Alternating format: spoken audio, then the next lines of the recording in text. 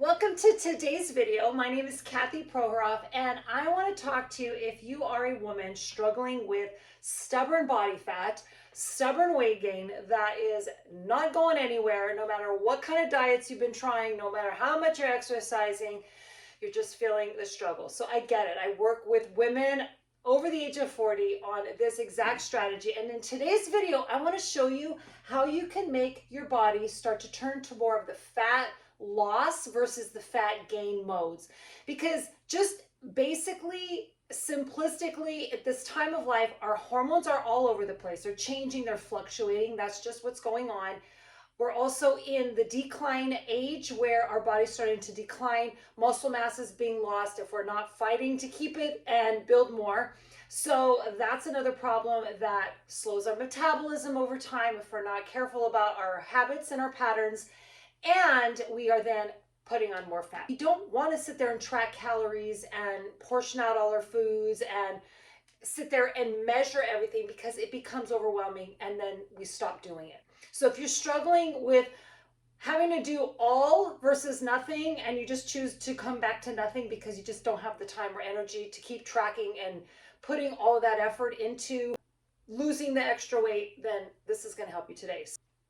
First of all, number one is knowing what foods pack on the weight fast. And it is the high carbohydrate foods, the fast burning foods that spike up our insulin levels and crash it back down. Think of white sugary foods, pastries, things that just, we tend to like to choose and grab. They're easy. A lot of processed foods, those are just going to work against us in the long run. So they're not off limits all the time, but for the most part, especially when we want to get into the fat loss, I'm going to recommend that you look at these strategies and work on doing this more than you're not, okay? So for the first step, we want to look at what are we eating? What are we choosing to eat? So I'm going to give you a list of ideas here, show you how to break those up into your meals throughout your day so that you can just start here. This is honestly so easy to do, and so many of my clients are doing this and having amazing results, and there's no tracking necessary. There's not a lot of confusing recipes or meal plans. It's basically you choose your favorites out of these.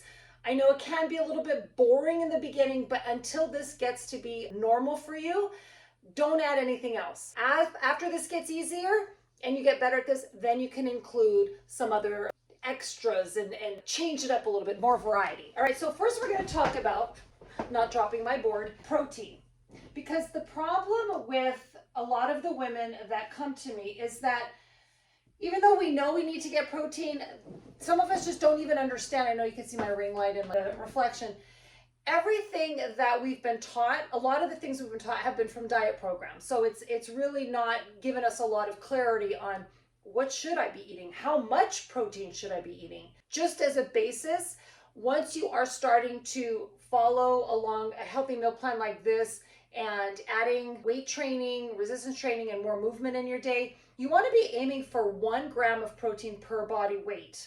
So if you're say 150-pound woman, you want to be looking at getting 150 grams of protein. Of course, that could be a little bit lower, maybe like 0.8 grams to 1 gram per body weight, but that's for another video.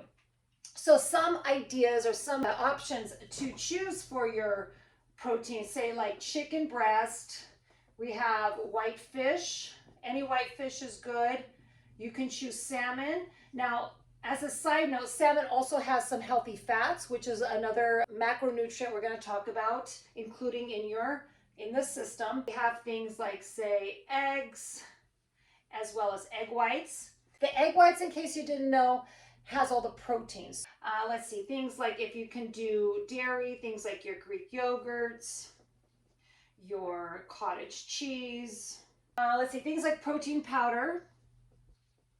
And as a side note, for protein powders, make sure you read your labels. Find a protein powder that's not filled with like a long list of ingredients. Most of those ingredients are just going to be fillers. It's really just a waste of your money in the long run. So protein powders with less ingredients, less is more. The ingredients that you can understand a little bit more, maybe not all of them, but for the most part, okay, whey protein. One other tip on the protein powder is per serving, you want to look at how many grams of protein is it giving you per serving. Don't get anything that's less than, say, 17 grams per serving. And then, I like to go upwards to say 20 to 25 grams of protein per serving. Anything in that range is going to be good. Anything less than that, honestly, you're not getting in enough of the protein, because this is what we're talking about in this category. So I would just maybe choose another protein source instead. And so these are just some options. There's ground turkeys, there's tuna, like there's other options. And if you're a vegetarian, you could do, say, tofu, tempeh, do soy, you could do beans, but you want to mix it with, like, say, brown rice and beans, so it's a whole protein. And yeah, so these are some options. So maybe have a list of 2 to 3 that you like out of these, and always plan to have them on hand at home. Once you start to run out, go ahead and grab some more at the grocery store so that you're never lacking options for protein. Okay, so that's number one. The second one, and this is not on the fat gain side, it's just, I'm just adding this to the list. We need our healthy carbs. Now here's the deal. Carbohydrates have been deemed bad, right, on diets, but they are not if we're choosing the right sources. Carbohydrates actually are our fast energy. So think of things like, say, sweet potatoes, which not everybody loves, but you're going to pick your favorites out of these two. Sweet potatoes or yams. We have couscous and quinoa. We have, what else? We have oatmeal, oats. Let's see, for breads, if you're going to choose breads, I love bread too. For this system, if you really want to get your body to be burning fat slower, right? Burning fat more efficiently, not slower, and not gaining the fat, not storing it. Choose breads that are sprouted grains. Things like, if you've seen the Ezekiel bread, Dave's bread, I think, has the sprouted grain. But honestly, it doesn't matter which brand you choose, as long as it is a sprouted grain. Sometimes you'll find them in the refrigerator section or the freezer section, because again, they do spoil faster, which is a good sign that they are healthier for you.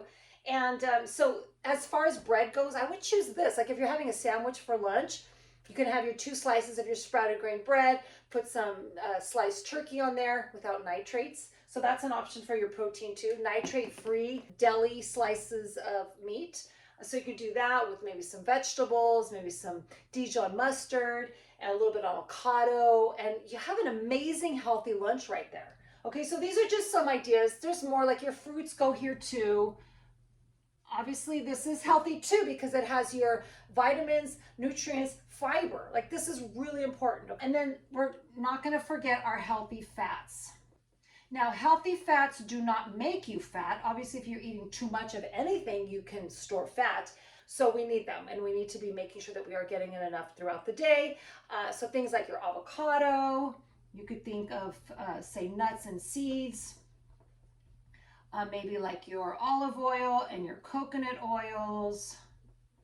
And again, like I said, salmon has healthy fat in it. Okay, we have all these and we're vegetables, okay? As long as it's not covered in anything, it's a go. You want to just limit maybe your corn, focusing in on your leafy greens, all your colored produce vegetables. Like the more color they have in it, the more nutrients they have in it, the better they are for you. Choose those and just pick your favorite. What I would say about vegetables is don't choose the vegetables that you don't like. I don't ever recommend to anything here that you don't like. Choose the foods that you like, because you want to be able to teach yourself that you can eat well and enjoy it, okay? And again, this is just the basics. Once this gets easier to do what I'm telling you today, then you can start to maybe try out for different recipes, change some of the items up, and then be able to look at more variety. But right now, just keep it simple. Now I'm going to turn this upside down just so I could show you now how do you break all these up, okay? So now we have the options. Now I want you to think about, say this is your bowl or your plate. So you're going to go and have your meal. Now your meal, you want to break up the plate. Again, you're not counting calories or portions or anything like that. This is a simple system I'm giving you. That's a whole nother level. I'm keeping this simple for you and I'm helping you so you don't have to worry about that. So divide that mentally. You don't have to put a line in your plate or your bowl, but mentally divide that in half. And on one side, I want you to put your vegetables. Again, just all the vegetables that you like, just fill it up. You're gonna be very sparing with your fats, okay? So if you're pouring oil or dressing on it, you want to be sparing with that. But your vegetables, load them up, half the plate. An easy tip if you're like me and you're lazy and you don't like to, I'm not that I'm saying you're lazy, I am. If you don't like to cut up a bunch of produce all the time and you just like gotta get the vegetables in, buy the big containers of spring mix. Like those are so easy. And I just, when I don't want to cut up a vegetable, I just fill up the half the plate with that spring mix. I'm good to go. It's like, okay, I'm done. Let's go on to the next. And then on the other side of your bowl or plate, you're gonna cut that in half. So now you have 2 quarters. On 1 quarter, you're gonna put your protein. Okay, we just talked about the options. So you're gonna fill whatever fits that quarter of the plate is your protein. You don't even have to measure. Okay, there's other ways of measuring yet, yes, but this is the simple system to start with. Okay, and then on this quarter, you're gonna put your carbs, the healthy carbs we talked about.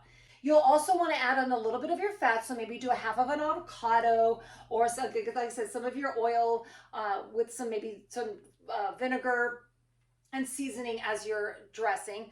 But this is as basic as it gets. Like you can be more creative with a meal and like saute vegetables and saute all the protein and the carbs up, but make sure that the portion size fits each of these and the vegetables are plentiful, okay?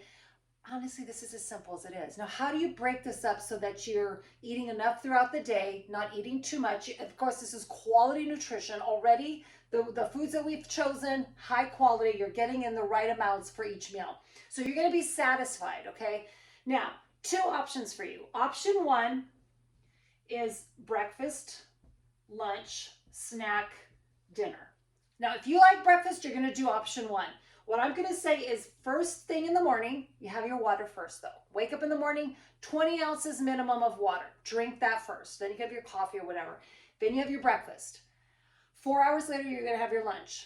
Okay? And again, fits mostly like this, or if you want to do, like I said, the Ezekiel bread, put some turkey in it, vegetables or whatever form of protein you have, lean protein, it could be chicken or whatever. And then your vegetables, maybe some Dijon and some avocado. It still, like, technically would fit on the plate, okay, if you were to consider, okay, what would that look like? So this gives you an idea mentally. Now, you would have your breakfast. 4 hours later, you'd have that lunch. 4 hours later, you'd have the snack. 4 hours later, you have your dinner. That's the day, right? Now, you're burning fat. You're having energy. You're able to get through the day without having cravings because you are getting in all the macronutrients, so your body's going to be filled and sustained. It's not going to be like, oh my gosh, not that your body does that, but the body's going to trigger you to want to eat something when you are low on energy, low on food, because calories are energy. Calories are energy. This is what we need. So option 1 is this. That's how you're going to put together your foods. All right. Simple system. Now weekends are going to be a little different.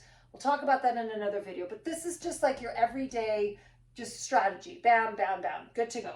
Now, if you want to follow option 2, maybe you don't like breakfast. And I know a lot of people come to me, they're like, but I don't even like breakfast, Kathy. I don't eat breakfast. It makes me sick. I just don't want it. If that's you, great. You can follow option 2. Option 2 means no breakfast. Okay, so we're going to cross that one out. So what you're going to do is you're going to wake up, just like option 1, you're going to have your water, 20 ounces or more of water. Get that in first. You're already dehydrated. You need the water. Then you can have your coffee. Just watch what you put in the coffee, okay? And then you're not going to eat until lunchtime. That's when you have your first meal. Same idea, same system, same approach, okay? Then you have your snack, then you have your dinner. Now, if you want to have another snack after dinner, that's fine. What I would say to this is that don't eat too close to bed.